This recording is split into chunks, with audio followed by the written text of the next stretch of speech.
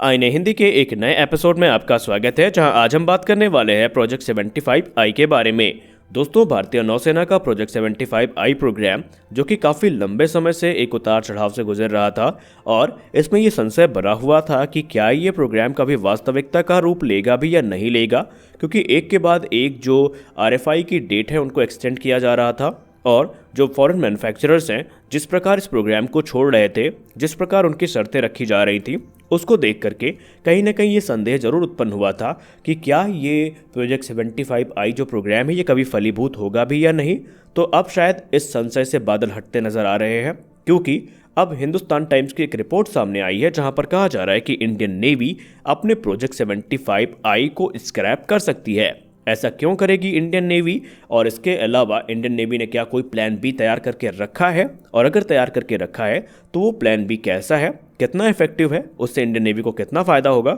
वो हम डिस्कस करेंगे आज के अपने इस वीडियो में। तो चलिए शुरू करते हैं।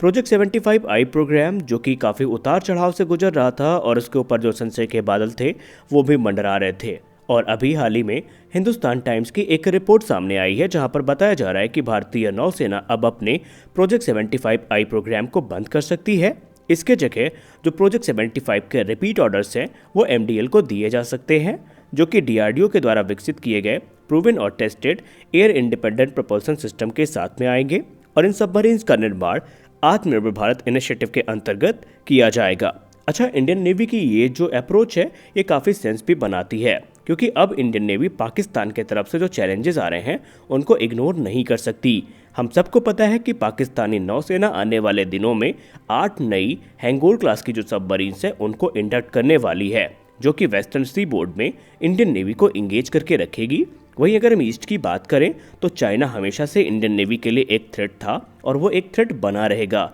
और इस बात को खुद नौसेना प्रमुख ने भी एक्नॉलेज किया था कि इंडियन ओशन रीजन में 4 से 5 जो चाइनीज वेसल्स हैं ये हर समय प्रेजेंट रहती हैं।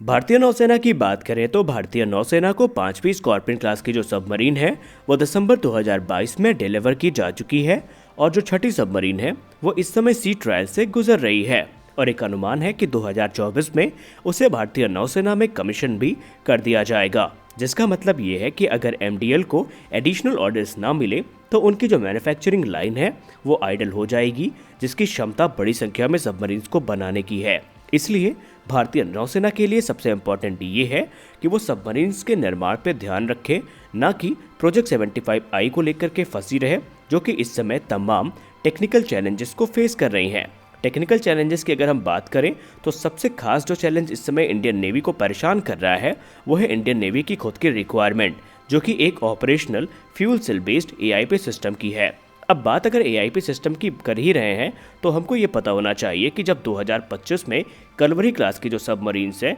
रेट्रोफिटिंग के लिए आएंगी तो उनमें भी जो AIP सिस्टम्स हैं उनको फिट किया जा सकेगा।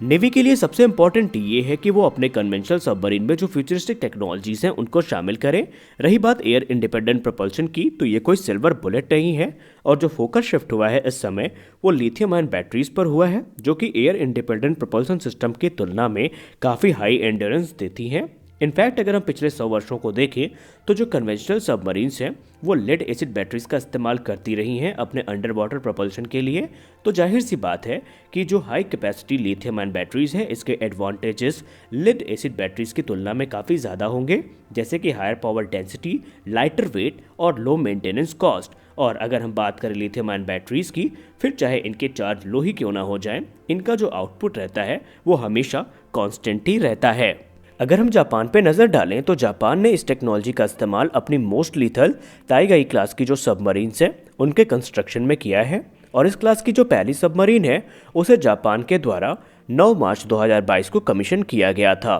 दरअसल ये सबमरीन सोर्यू क्लास की सबमरीन की सक्सेसर है, जो कि जापान के नौसेना की बैकबोन को फॉर्म करती है, क्योंकि तकरीबन 12 बोट्स इस क्लास की जापान के नौसेना की सर्विस में हैं। सोर्यू को लेकर के ये कहा जाता है कि ये वर्ल्ड की पहली सबमरीन है जो कि लिथियम आयन बैटरीज के साथ आई थी, और माना जाता है कि इसकी जो कॉम्बैट कैपेबिलिटी है वो अपने क्लास की किसी भी सबमरीन की तुलना में काफ़ी ज़्यादा अच्छी है। ताइगाई क्लास की बात करें तो इन्हें क्वाइजेट सबमरीन भी कहा जाता है, क्योंकि जापान ने इनके फ्लूइड नॉइज को रिड्यूस करने और प्रोपल्शन साउंड डैम्पिंग पे काफ़ी बड़ी रिसर्च भी करी है, और ताइगाई को लेकर के ये कहा जाता है कि यह रिड्यूस इलेक्ट्रोमैग्नेटिक और अकस्टिव फीचर्स के साथ में आती है और इससे बहुत जल्द एक नया कॉम्बैट मैनेजमेंट सिस्टम भी मिलने वाला है। बात करें अगर हम इसके आर्मामेंट की, तो इसके जो 2 मेन आर्मामेंट है टाइगाई क्लास के सबमरीन के, वो है टाइप 18 टॉर्पीडो और harpoon block 2 anti ship missile, जिसको 6x533 mm की टॉर्पीडो ट्यूब से लॉन्च किया जा सकता है।